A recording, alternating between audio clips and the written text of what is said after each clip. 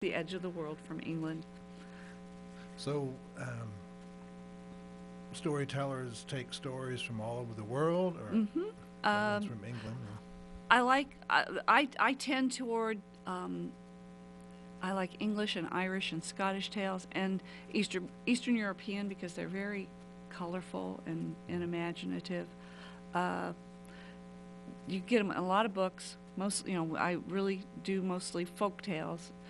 Um, you can't tell someone else's property without their permission, and I do tell some Mhm. stories that other people have written, but only with their permission. Okay, so there are still stories that are being written hmm that people come up with hmm on their own that are new. hmm And I write some of my own stories. And usually, I'm not good at fiction.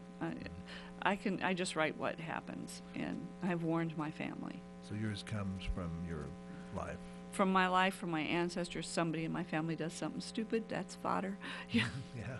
In fact, I was privileged last summer, to tell a story on the stage at the Bitter End in Greenwich Village. They had a story slam, there's a group called The Moth in New York City that is a storytelling group, and they have an event twice a month.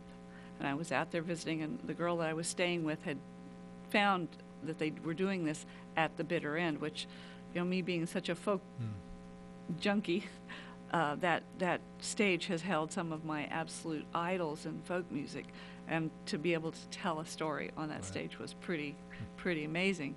But it had to be an original story, had to be 5 minutes long, when no longer, and it had to involve their theme for that week, and their theme was triangles. So I'll tell you the story. Okay. I'm involved in a love triangle. It's sad. It involves me and my husband and his boat.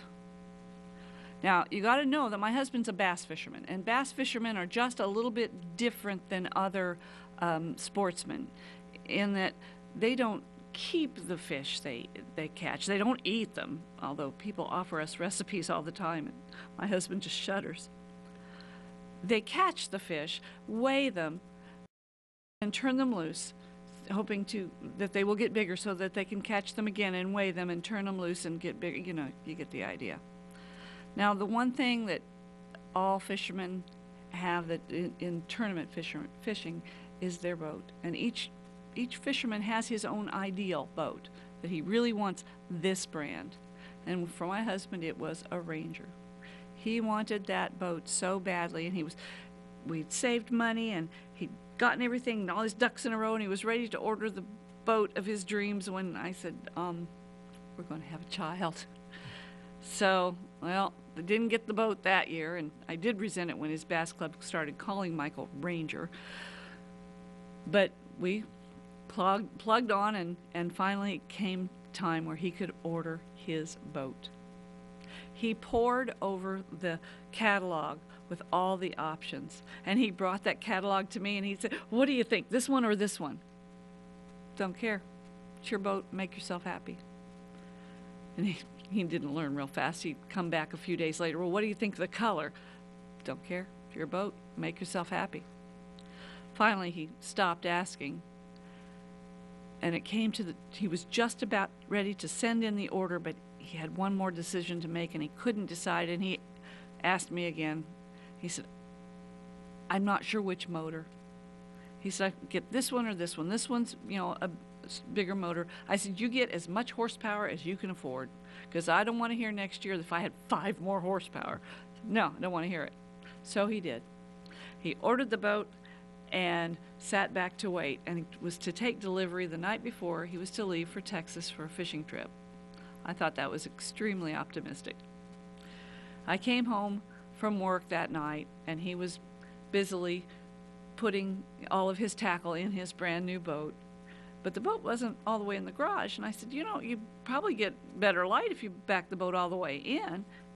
And he just kind of looked at me sheepishly, and he said, "It is." "What?" He said, "Well, you remember when I couldn't decide what motor?" I said, "Yeah." He said, "Well, I decided on the bigger motor." Uh-huh. Not realizing that it was also much heavier. And because of that, a single axle trailer wouldn't carry it, and they had to put it on a double axle, which made it this much too long for the garage. I smiled. I went in the house, got my digital camera, came out, took a picture of the tongue of the trailer sticking out, and sent it to a friend of ours who was recovering from hip surgery with a note that said, order once, measure twice, which he enjoyed a great deal. So they went off on their trip. He came back, and my husband in his job is an inspector, so he always finds something that needs to be fixed. So the boat went back to the dealer a couple of times.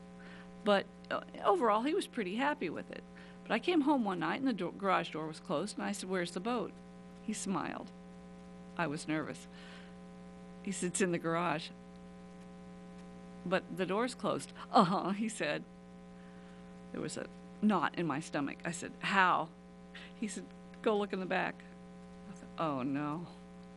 I walked down the sidewalk that goes the length of our garage, and I got to the edge of the garage and took a deep breath and looked around the corner. No, I didn't just see that. I looked again. Yeah, I did.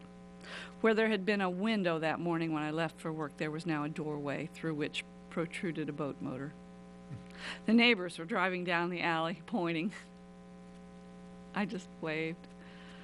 Don came up behind me, put his hands on my shoulders, and said, "Look at it this way, honey. We've got the only garage in town that can get on plane."